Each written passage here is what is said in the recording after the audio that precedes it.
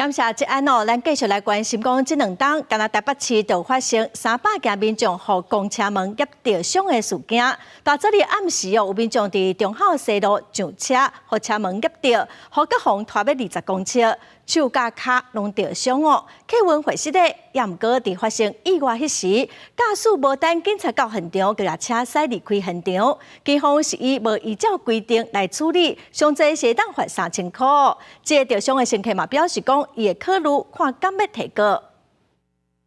路边的民众看到是真紧张，伫路边一直咧摇手，因为因看到一台公车车门去夹到一个查某人。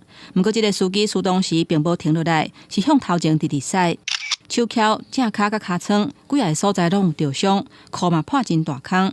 代志发生已经过真侪天啊，这个吊伤的民众到达要是感觉真惊吓。左脚还踏上踏板，公车司机就把门关上，然后加速我的脚。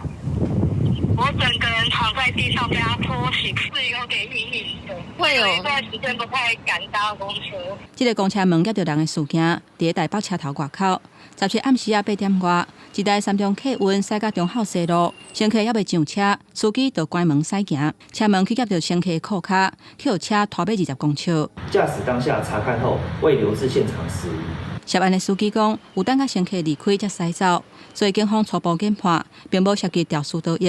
不过，无留伫原地所在等警察来，涉嫌无按规定处置，会当罚1000块至3000块。甚至这个司机夹到人了后，还阁无通报。经过警方的通知，客运的业者才知影。驾驶长行车疏失，本公司感到非常抱歉，处以召回辅导告诫外，另也会依规行政惩处。台北市公车车门甲民众夹到伤的事件直直发生。